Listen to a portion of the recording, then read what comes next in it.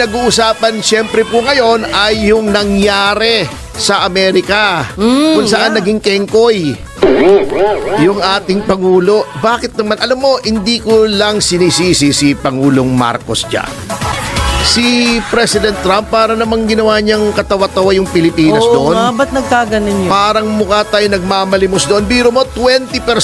Tapos isa lang Ginawang pala. 19%. Bako, parang nakakaloko pa eh. Sabi pa, he's a tough negotiator. Tough negotiator, 1%. 1%. Pagkatapos, yung pasok naman ng mga kalakal ng Amerika dito sa Pilipinas, 0%. Oh, Anong negotiator doon? Ano ba naman yan? baka maganda ang gusto. Hindi, alam mo, nagtataka rin ako. Akala ko ba special relationship meron ang Pilipinas at ang Amerika? Opo. Bakit tayo pinarurusahan? Ang liit lang po ng trade deficit. Di ba kaya may tarifa po? Kasi may trade deficit ang Amerika. Mas maraming pinapadala ang Pilipinas sa Amerika kaysa pinapadala ng Amerika sa Pilipinas. Yun po yung trade deficit. Kaya tinataasan nila yung mga ibang bansa para magbalanse. Yan po yan eh. Balancing act yan eh. Yes. Okay? Pero ngunit pa, no? Ngunit! Redundant! Okay. Bakit ganon? Ang liit lang naman kung ikukumpara sa ibang bansa ang trade deficit ng Pilipinas sa Amerika. Ito ha, tingnan natin. Ang trade deficit ng Vietnam sa Amerika ay napakalaki. 123.5 billion. Oh? Oo, mas maraming Talaga? pinapadala ang Vietnam sa US than vice versa. Parang China yan eh, malaki yung trade deficit. Pero mas malaki siyempre ang China, di hama. Okay ha? Ang Japan, siyempre may Toyota, maraming mga Yes, Japanese opo. na gawa eh. Mga electronics. Opo. 69 billion. Yan. O, kaya hindi ko nakakalimutan yan eh. 69 billion ang trade deficit. Madaling tandaan 69.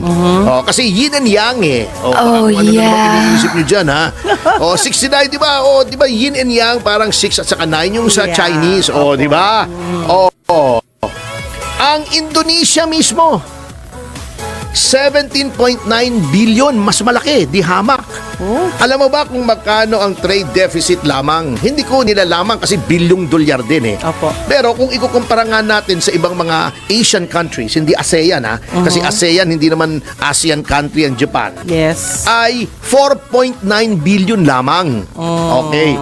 Pero, bakit pinarusahan tayo ng 19%? Di ba? Kita mo ha, ang imports natin galing sa Amerika ay 9.3 billion ang pumapasok dito. Ang Vietnam, 10 to 13 billion ang pumapasok. Indonesia, mga ganun din, 10 billion. Pero bakit ganito ang nangyari? Kala ko ba, special tayo sa US? Di ba? Anong ginawa natin para sa US? Siyam na EDCA sites. Ang binigay natin. Ang Vietnam ba may EDCA? Wala. Ang Indonesia ba may EDCA sites? Wala. Matalino sila eh. Yun lang. Di ba? Ayaw nilang masangkot sa gera na hindi naman sila kasali. Hindi naman sila ututo. Meron pa tayong magkakaroon ngayon ng missile and ammunition hub. Gagawa na ng mga bala dito. Grabe. Ano ba yung naisip nila? Di ba? Opo. Right now, may mga nakaimbak na mga bala, mga missile dito. Di ba? Sinabi naman eh. Gagawa pa ng bala rito. Yun ang napala natin. At inaaway pa natin ng China dahil sinusulsulan tayo ng Amerika. Ang napala natin, 19%, 1% lang ang binawas. Di ba? Kawawa naman tayo. Samantalang, kita mo ha, di ba sabi nila magaling siya mag-negotiate si Pangulong Marcos. Bakit ang Vietnam? Ang Vietnam na napakalaki ng trade deficit with the US. Una, pinatawan niya ng 46%. Siyempre, malaking trade deficit. Nag-negotiate sila. Naging 20% na lang. Oh, grabe. O, di ang nabawas ay 26%. 26%. Yes. O, kontra sa 1% natin. O. Ang Indonesia, nag-negotiate din. Hindi pa pumunta yung Pangulo ng Indonesia, tawag lang sa telepono. Wow. Tinawagan lang. bongga. Oh, paring Donald, kumusta ka dyan? Wow. Ba't naman napakalaki ng taripa namin? Oh. Abay, loko ka. 42%. Oh, di ba? Oh, anong ginawa? Tawag lang. Ginawang 19%, Kumbaga, pantay sa walang atin. effort. Walang masyadong effort. Oh. Lumaki lang yung bill niya sa telepono siguro kasi Yun lang. Malaki, long distance international call eh. Oo. From 42 naging 19%. Oh, di pantay lang sa atin. Tawag lang. Si Pangulong Marcos pumunta ba ron? Katakot-takot mandala. May dala pang Maltese. Hindi yung aso ha. Pero attorney, palagay ko hindi alam ng presidente yan. Yung mangyayaring yan. Hindi niya alam presidente siya. Anong ginagawa niya ron? Hindi, mali yung kwento. Meron naman ganun, attorney, di ba? Presidente ka, hindi pwedeng sabihin mo hindi ko alam. Ganon? Sabi nga, the buck stops here. Pag nagpasa-pasa, di ba may expression na pass the buck? Oh. Yung nagtuturuan. Opo. Sabi nga ni Truman, the buck stops here. Dito matitigil yung turuan. Wow. Pag nagturuan, kawawa naman. ako ang ultimately responsible. Akong presidente. Opo, Hindi pero pwedeng, kawawa ay, naman. sabi ni Kwan, sabi ni ganon, that's not what leadership is. Ang leadership, alam mo nangyayari at you base your decisions on facts, Ayun lang. not on correct facts. Eh, siya naman ang pumunta eh. Sabagay. Si Romualdez ba nakipag-negotiate? O, si... Walay. O, yung DFA ba nating sekretary nakipag-negotiate? Si Teodoro ba nakipag-negotiate? Siya ang kaharap ni Trump, hindi naman to. He is the president. He is the chief executive. Hindi yung pwedeng sabihin, nako, mali yung binigay sa aking impormasyon. Opo. Although mukhang mali nga yung iba kasi naging kengko. Ikikwento natin yan mamaya ha. O, kita mo ha. Ang Japan, 34 ang unang pinataw na taripa. Oh. Nakipag-usap lang sa telepono rin. Telepono rin? Tawag-tawag lang. Pwede Naging pala yun 15. Mas mababa pa sa atin. Wow. More Oh. than 50%. Tayo, 20% originally, nakipag-negotiate, 1% ang 1% binawas. ang nabawas. Parang nga sinasabi mo, magkano to? 1,000. Tawad naman, sige, 999 na lang. Tayo pinaglulok nitong Amerika eh. Na-insulto tuloy yung ating Oo, presidente. di ba? Opo. Eto pa. Wala tayong magawa kahit maging kengkoy tayo sapagkat anong gagawin mo ngayon? Oh. Ang Indonesia, kaya may leverage. Negotiation is about leverage. Lahat ng abogado alam yan. Anong pwede kong gawin sa'yo pag hindi ka pumayag? Ganun yun eh. Di ba? Yun Ibalik. ang leverage. Halimbawa, nagdedemandahan tayo. Nag-uusap tayo. Opo. Sinisingil ko sa'yo 1 milyon. Bayaran na lang itang 800,000. Ay, hindi, 900. Ayoko na 900. O anong pwede kong gawin sa'yo? Pag hindi ka nagbayad ng 900, edi demanda kita. Oh. Depende yun sa lakas ng kaso mo. Pag malakas ang kaso ko, pwedeng pumayag ka. O, nagtatawaran kayo. Halimbawa, kotse. Ha? Magkano tong kotse mo? 1 milyon. 900 na lang. Ayoko. Ay, di. Sige, ano ba yan? Nissan? O, punta akong Toyota. Doon na lang ako. Doon na lang ako kung ayaw mo. Baka bigyan ako noon ng 900. Yun, tama. O, pwede mo na sabihin, ito, ang quotation ko sa Toyota, 900 lang, ba't 1 milyon? Yun. O, tapatan mo to. Tayo, wala.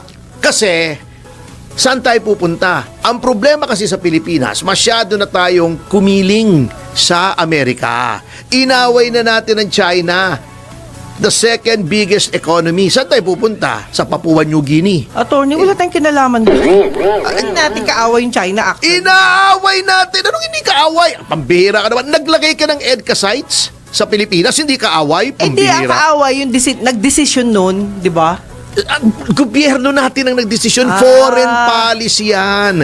Paano hindi kaaway ng Pilipinas ang China? Di ba kung ano-ano na nga sinasabi? Yung defense secretary natin, kung ano-anong sinasabi sa China, yung ating mga Coast Guard, kung ano-anong sinasabi sa China, di ba?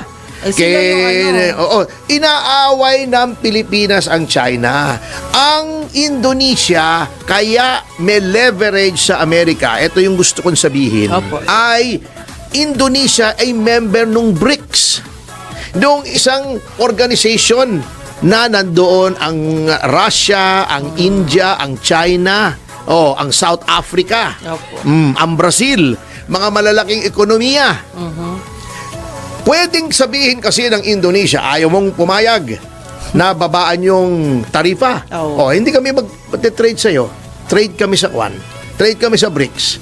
Dapat ganun siya, si Presidente. Wala nga tayong leverage. Member ba tayo ng BRICS? Yun lang, hindi. Hindi. Pwede ba tayong pumunta sa China? Ang Indonesia pwede sabihin, ayaw nyo sa amin, China ako. Ayun. Ganon, para naliligo ka ng babae. Ayaw mo sa akin. May deal. May iba akong May tamang niligawan. deal. Ayun. Yan, ngayon, kung pangit ka, hindi ka pwedeng mag-deal ng gano'n kasi wala magkakagusto sa'yo. Ito na lang ang choice mo. Yun ang nangyari sa Pilipinas, naging pangit tayo. Ala. Para naliligaw ka, magandang lalaki ka, katulad ko. Ikaw. Mr. Sex Appeal ka. Kunyari lang. Ito naman. Di ba? Ayaw mo sa akin, ito liligawan ko. Ayaw din mo sa akin, ibang liligawan ko. Ganun ang Indonesia. Parang sinasabi niya sa Amerika, ayaw mo sa akin, China ko. Pero attorney, if I may. Ang Vietnam, ganun, Yeah. hindi man siya miyembro ng BRICS, uma-attend na yan ng BRICS Summit. Opo. Tayo ba umattend ng kahit isang BRICS Summit? Wala. Bakit? Kasi gusto nga natin pakita sa Amerika, boss, bata mo ako ha, hindi ako makikisama sa China. Lahat ng gawin ng China ko, kontrahin ko, BRICS, wala sa akin yan, boss. Bata mo ako. Yan. Pag gano'n ha, Mali na alam mo yun. naman, ikaw, babae ka, di ba? Alam mo, may tendency mga lalaki. Pag nakuha na, iba na trato sa'yo. Correct. Oo. Kuhang-kuha ka na at wala ka nang mapupuntahan. Di, kamote ka. Kamote. Yun ang nangyari sa atin. Wala tayong leverage dito. Kaya yun, ang nakuha natin, walay. Walay. Bago yung sinasabi nilang 3 billion na pledge, bukod sa pledge pala yun, alam mo kung magkano lang yung 3 billion pesos? Ginawa pa nilang pesos eh. Pesos pa? That's 3 billion pesos daw. That's only $60 million. Ang pangako sa napakaliit noon kesa sa binibigay nila sa Ukraine. Ang bihira naman, oo. Wala eh. Talagang kaawa-awa tayo. Ngayon, anong pinagkakaabalahan natin? Impeachment. Away dito, away doon. Di ba? Opo. Etong sinasabi nitong House, yung House aawayin yung Supreme Court. Meron ba namang ikaw ha? Eto na lang kung gaano ka-weird yung stand ng House na hindi ayaw nilang sumagot sa tinatanong ng Supreme Court.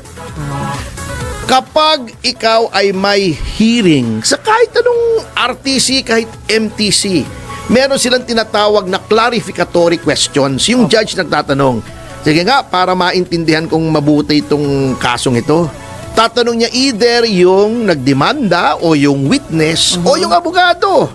Pwede niyang itanong yun. Pwede siya magtanong ng kahit ano. Ha? Okay. Eto, nagtatanong yung Korte Suprema ng mga tanong. Ayaw nilang sumagot. Sabi nila, hindi. That's beyond your jurisdiction. Gawin mo yun sa trial court, may magagalit sa'yo yung judge. Baka makontempt ka pa eh. Di ba? Sila mismo. Hindi ba naiisip ito? Etong mga nasa house natin, sobrang yabang eh. Di ba, pag sila, quadcom, tricom, may tinatanong sila sa witness. Pag ayaw Hinihiya sumagot, nila. hindi lang hinihiya, pinokontempt pa. Contempt agad. What makes you think na hindi ganon ang rule? Supreme Court yan. Hindi naman kung anong court lang yan. Pinakamataas na hukuman. Kataas-taas ang hukuman. May kaso. Ang kaso ay tungkol sa validity ng inyong impeachment. Paano malalaman ng korte ang validity ng impeachment? Siyempre, may mga certain factual issues. Di ba? Opo. Tinatanong kayo, ayaw niyong sagutin. Bago, may tinitira pa tong si pangalan nito, si Carpio, na may presumption of regularity daw. Uulitin ko yung sinabi ko kahapon, Mr. Carpio, naging mahistrado ka naman ng Korte Suprema. Di ba ang presumption of regularity ay disputable? Parang presumption of innocence yan sa criminal case. yes. There is a presumption of innocence unless otherwise proven. Pagka napatunayan ng prosecution na guilty ka, tanggal na yung presumption of innocence. Ganon din po ang presumption of regularity, Mr. Carpio. Ha? Kapag napatunayang irregular, wala na yung presumption of regularity. Yun ang kinukuha ng Supreme Court. May irregularidad ba? O, tignan namin kasi may question eh. At ang question na yan ay nasa Supreme Court. At duty, hindi lang po ito nagmamarites ang Korte Suprema. Nakalagay po sa saligang batas, Mr. Carpio. Duty, katungkulan ng kataas-taasang hukuman na alamin kung may grave abuse of discretion. Ayun. Bakit sasabihin yung overreach? Anong overreach ton? Ginagampanan ng Korte Suprema ang katungkulan niya to determine whether or not there has been grave abuse of discretion on the part of the House. Overreach. Eto, nakakatawa. Nag-statement ako kahapon. Opo, yes. Sabi ko, yung stand ng House, palagay ko nagpapayo dyan si dating Justice Carpio at saka si Laila de Lima. Sila rin, yes. Sabi ko, hindi lang arrogant, ignorant pa yung inyong opinion. Oh. Kasi, sinasabi ko yun kasi base sa konstitusyon. Eto, kengkoy. Kita mo mentalidad ng mga pro-impeachment na gusto nilang matuloy kahit illegal. Sabi nila, sino ka? Sino daw ako para sabihing ignorante? Ang dating justice ng Court of Appeals. Ito daw ay Bartap Natcher, valedictorian, o summa cum laude. Laila de Lima daw ay summa cum laude, etc. kung ano man. O, unang-una, number 1, sabihin ko sa inyo ha, yung presidente nga hindi nakapagtapos ng kolehiyo Huwag niyong ibabandera yung achievements. Number 2, hindi porket valedictorian ka, summa cum laude ka, tama ka na lagi. O di wag na lang tayo mag-litigate. Kung hindi na lang natin ang opinion ng lahat ng summa cum laude sa Pilipinas, ba't naghihiring pa tayo? Ayun. Nasa argumento yan. Pag yan ba summa cum laude, di ba Thursday ngayon? Opo. Summa cum laude, sabihin yan ngayon. Ngayon ay Lunes. Ibig sabihin ba tama siya dahil summa cum laude siya? Mali. Number 3. Hindi po laging tama kahit justice, kahit senador. Case in point. Okay. Nagdemanda po si dating Pangulong Arroyo. Sinasabi niya mali yung ginawa ni Laila de Lima na pwede siyang mag-issue ng HDO, Hold Departure Order. Ginustify ni then Secretary de Lima sa Supreme Court. Siya mismo nag-argue. Sabi niya, may karapatan ako sa ilalim ng batas, sa ilalim ng konstitusyon. Pwedeng mag-issue ng Hold Departure Order ang Secretary of Justice. Anong sabi ng Korte Suprema? Which is the ultimate arbiter of the constitutionality of laws. Mali ka, Laila de Lima. Wala kang power. Yan yung famous case of Arroyo versus Secretary of Justice. Ako yung abogado ni Arroyo dyan. Opo. Okay, di mali si de Lima. Valedictorian siya, eklabu, chuchu kayo. Wala rin. Mali. Sinong kumampi kay de Lima? Si Carpio. Sumang-ayos kay de Lima, ngunit ang karamihan ng kanyang mga kasamahan sa Korte Suprema bumoto na mali si de Lima, mali si Carpio.